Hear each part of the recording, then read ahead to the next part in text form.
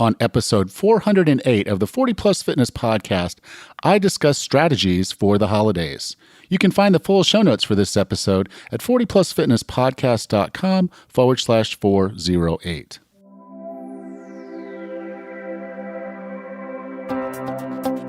Have you decided you're ready to make a change? To reclaim your health and fitness? The 40 Plus Fitness podcast is here for you. I'm your host, Alan Meisner. I'm an NSAM certified personal trainer with a specialization in corrective exercise and fitness nutrition. Let me be your coach as you find your way on your health and fitness journey. All right, let's go. Hello, and thank you for being a part of 40 Plus Fitness podcast. I am kind of excited. We're getting into the holiday season, and this can be a really good time for us, or this can be a really bad time for us, depending on how we approach the holidays. So I wanted to do an episode on holiday strategies. It's something that's been top of mind for me because I'm going to be doing quite a bit of traveling. My wife and I will be coming back to the States, and we'll be visiting family. So we're going to be in a few different places, and I'm going to list those off because if you're in any of these places, I'd love to meet up for a coffee, maybe a glass of wine, something like that. So we're looking at New Orleans, Asheville, North Carolina, Asheboro, North Carolina, Maryville, Indiana, and Pensacola, Florida. So if you're in any of those areas, hit me with an email, alan@40plusfitnesspodcast.com. I'd love to spend just a little bit of time with you, get to know you a little bit better, and we can talk shop, health and fitness, of course. But as we get into the holidays and things are going, typically what happens is our whole schedule kind of gets turned on its ear. Our whole routine, the things that we do on a day-to-day basis, become very, very different as we're spending time with family, as we're preparing meals, as we're doing office parties, the whole bit. And so I'm going to go through each of the four kind of pillar areas of fitness and health. That's going to include food, exercise or training, sleep, and stress, because all of these can be adversely affected by the things that are going on during the holidays. And as I have this conversation, you're going to hear me kind of go back to two basic tenets. The first one is that we need to plan. If you don't plan, the quote, failing to plan is planning to fail. Okay, so we're going to talk about planning for each of these, and then we're also going to talk about strategizing, because your approach to things could be very, very different than my approach to them based on our needs and based on our past. So let's go through each of these and kind of talk about what's going on with each. Okay, I'm going to start with food because that seems to be the big one that I think a lot of people struggle with. Is that, now there's all these kind of different foods. There's the cookies and the pies and the potlucks and the parties and the family get-togethers and all the traditional meal things that we're eating that we wouldn't eat normally. Okay, plus just the volume. It's very easy to overeat.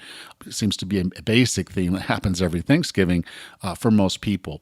And so, as I said with food, you need to have a plan, okay? And that plan needs to include what you are going to eat and what you're not going to eat. Because to say that you're not going to eat Aunt Mabel's dessert is probably a falsehood. You are going to eat it, but you need a plan to make sure that you don't overindulge. So how do we do that? Well, that's where we fall back on the strategies. Okay, now what I know is if I go in to Thanksgiving dinner or a potluck or a party, I have to be very clear about managing my plate, okay? And how do I do that? Well, one is I make sure that at least 25% of my plate is a protein source. And so I'll look for a turkey or a ham.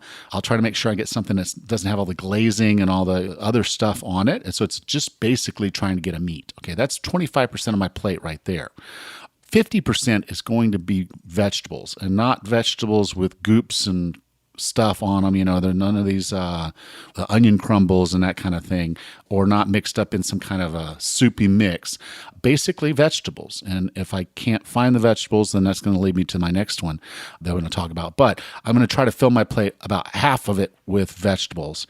And that leaves me with about a quarter of my plate where I can kind of sample some of the other things. So if there's a little bit of yam, it's got a little bit of marshmallow on it, okay, fine, I'll have a little bit of that.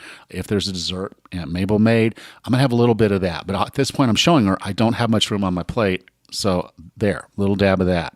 That way people see that you're at least paying attention, you're enjoying yourself, and it doesn't look like you're not eating or not participating. So manage your plate. I know it's very difficult. All that food's in front of you, but if you have this strategy in front of you where you say, "Okay, this is the lineup for my plate, and I'm allowing myself this little quarter to have those little indulgences," that's your detour. That's the detour that you chose to take, and it's a much better one. Now, I talked earlier about what if these foods aren't available. Well, I typically like to either try to host or bring a dish. So when I go to my mother's for Thanksgiving, one of the things I'll do is I'll request that I make the turkey. Okay, and this way I know how I've made the turkey. I know, that I've made it in the way that it's a better quality turkey, typically organic. So I know what I'm getting with the turkey, and then so I'll have the turkey. My mother will also cook a ham, so there'll be ham there and there'll be turkey, and I typically just stick to the turkey. I will probably have a little bit of that ham, but as I said, that's my quarter where I can kind of go do a little bit of that. And then I will often also bring a vegetable dish. And so this will be something like where I'll go out and I'll steam some broccoli, and maybe I'll go ahead and make a cheese sauce that they can pour over it if that's how they want to eat it. But I'll do mine without that. Maybe I'll put a pat of butter on there just to give it a little bit of flavor, sprinkle it with some garlic powder, something like that. So basically at that point, I have my vegetable.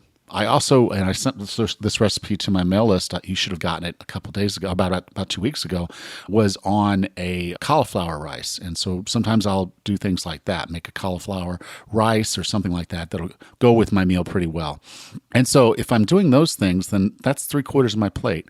And now I can go around and I can have some of the other things that my family traditionally makes for Thanksgiving, and it doesn't look like I'm not participating. I'm there with them and I'm enjoying the meal. So have a plan, have a strategy, know what's made you fail in the past, and try to work things out that are going to help make sure that you're staying on track. We get invited to a lot of things. Just because you get invited to something doesn't mean you absolutely have to go. If you have to show face, like Christmas party with company, you kind of need to be there. Great. But try to manage what you're doing while you're there. Go in with that plan. Go in there with that strategy so you know that the food that you're eating is not going to derail you too much. Okay? It's a departure you've chosen, but don't just go wild. Then the next thing I wanted to talk about was activity. Obviously, if you're traveling out of town or you're off work, you kind of set your routine different. Maybe the gym that you work out at is closer to your office and not so close to your home. Maybe the gym's closed certain days that you would normally like to work out. So again, it's the plan and strategize. And the planning means if I know the gym's closed on a particular day, maybe I need to do a body weight workout. Maybe that's a good day for me to consider doing something cardio or balance or mobility related that I don't do on a regular basis, but I know I need to do more. Then I'll do those things. If you're traveling, pack those resistance bands and plan yourself a resistance band body weight workout in your hotel room before you go over to the family, or in your bedroom before you come out and spend time with family. Go on one of the Thanksgiving turkey trot runs that happen almost everywhere. Do some things like that you wouldn't normally do, but do them with a plan. And then the strategies would be, if there's things that would typically keep you from working out, again, have that accountability, have those strategies, whatever that might look like for you. You might tell a friend, okay, we're having the week off and we're both going in these two directions, and we're going to promise each other that we're going to work out 3 times this week. Even though this is a holiday week, we're going to do 3 workouts. And then you email each other or text each other and say, hey, did you get your workout in? Yeah, I've got mine. You got yours. Okay, great. I'll call you on Wednesday. Those kind of things. So you've got an accountability. You've got a strategy that's going to keep you moving forward rather than falling back into that quicksand that the holidays can often become. So just make sure that you have a movement plan as you go into the holidays so that it's not just sitting around talking to family. I used to set up a football game with the kids after the meal, and sometimes my brothers and sisters would come out and play, and that was so much fun. But as the kids have gotten older, as we've gotten older, fewer and fewer people would go out there. And so standing out there by yourself with a football in your hand isn't a whole lot of fun. So I'll probably be doing some cardio work and probably do some mobility work during that time because that tradition went away. But have a plan, have a strategy, and know what's going to work for you as you go in the holidays to make sure that you're continuing to move. You need that movement, okay? Sleep. often during the holidays, there's a lot of activities going on, but we have days off. And so I'd encourage you to use this as an opportunity to focus on the quality of your sleep. This is a really good time of year to do that. The sun's setting, the days are shorter. This is a good time for you to figure out a good time to go to bed to wake up when you want to wake up. And so I'd encourage you to take advantage of the time off. Don't make it all about chores, all about family, going around and doing all this stuff. Try to figure out your sleep. Sleep is highly underutilized as a tool for health. We are mostly sleep deprived. If you're not getting 7 to 9 hours of good quality sleep each night, you are sleep deprived. Even if you say, I don't need as much, I'm telling you, you probably do. You just don't get as much. You can still function, but you're not functioning optimally. So when we start talking about plan and strategy, okay, the planning would be trying to figure out the bedtime. The plan would be trying to know that you want to avoid certain things that are going to disrupt your sleep, like staying up watching TV too late, having the lights on instead of using more of a natural light. And then, of course, alcohol. If you're having more alcohol during this time of year than you normally would, that's probably adversely affecting your sleep. And it's just something to consider. So as you get into the strategies, it's like, okay, how do I not sit down and binge Netflix or the Lifetime channel with all of the Christmas movies, which I'm pretty sure my wife's going to start playing pretty soon here. She can find a Netflix series where she can start watching all this Christmas stuff. I'm pretty sure that's what's going to be happening around my house. So let's not binge on the TV and the Netflix. Let's use this as an opportunity to really get to sleep earlier, get the sleep we need, try to figure out a strategy or an approach that's going to not only work for us during these holidays, but something that we can actually carry forward into the new year and say, okay, when I go to sleep at 8:30, I typically wake up between 4 and 6 and I feel great. I get a good night's sleep, I get the good sleep cycles in, and I feel really good. So 8:30 is my bedtime now. Do I always go to bed at 8:30? No. Sometimes things come up. My wife wants to do something. We want to go out and have dinner, and dinner kind of stretches a little long. So I don't make my 8:30 all the time. But generally, I now have that routine, and that's more normal for me than not. And the holidays are a really good time for you to try to figure that out, what works best for you. Okay, the final one is stress. And the holidays in and of themselves can be very, very stressful. I for one, can put my hand up and say, yeah. First time I made broccoli or bought broccoli to cook for Thanksgiving dinner, my mother was a little frustrated with me. She's like, well, we have all this food. Now we're going to have all this wasted food because you're making an extra vegetable. And I was thinking, well, I still want these vegetables. So I cooked the broccoli, a little frustrated, but there was a little stress there. And so just recognizing that getting together with people, going to office parties, doing this and that is kind of stressful on the body. So take some time. A lot of us do holiday time. We get vacation. We're away from work. We're away from a lot of the stressors in our lives, but in the background, that stress still runs in our head. I know if I'm going to be away from work for 2 weeks, I'm going to have to pay the piper for that one because there's going to be a lot of work to catch up on when I get back to the office. I was one who liked to work right up to Christmas Day. Most people had taken those days off that week. I liked to work those days because the office was slow. I was able to get in and get really well organized going into the new year, and that actually allowed me to enjoy my Christmas a lot better. So my plan had always been, go ahead and work up to Christmas Eve, and do these things that are going to make the next year easier. So that was scheduling, cleaning out my inbox, answering any lingering little things that I had put off. And it was a very, very productive time for me.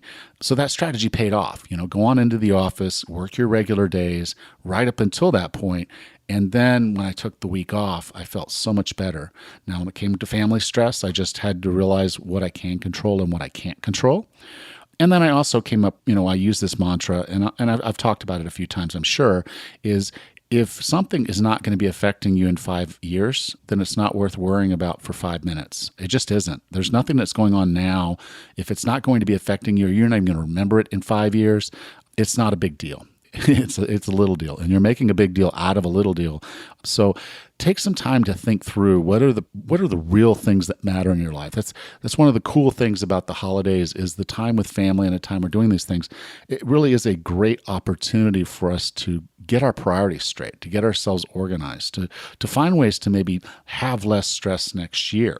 And so if you can do any of those things, then that's a win in your health and fitness. So try to stay in control, try to be relaxed during the holidays, enjoy the holidays. Don't let stress rule you. And then when you get to a point where you can get ahead of stress, boom, now you've got something going on. So that's kind of it. As we go into these holidays, and I call it the holiday quicksand, you get into there and sink. And unfortunately, most of us, as we get into the holidays, we're going to gain some weight. We're not going to move as much because our routine's busted. We're not going to sleep as well. We're going to be even more stressed because there's still the office stuff, and then there, work stuff, and then there's everything else that we've got to get done, and everywhere else we got to be. You'd think 3,000 miles of driving, I'd be all stressed out about it. Not a bit. I'm going to be downloading all kinds of audiobooks and podcasts, and I'm going to enjoy that time. And yeah, that's a lot of time to be sitting in a car, but I'm going to make sure I have movement built around that. I'm going to make sure that the food that I'm taking in nourishes my body. I'm going to still be getting all the sleep that I would normally be getting the same way I would get it. I'll get up early and we'll hit the road. My wife can sleep in the car. I can get the driving done, and we can get to our next destination in time for me to get to bed in time. And then the stress again is, I have plans and strategies, things I'll be doing. For me, sometimes driving is actually more meditative, particularly when you're on the interstate and you're just driving down the interstate. For me, it's just a good time to get into my head and just relax and think about all the good things that have happened this year, like having you on this podcast. The podcast has grown this year, and I'm just really excited about that.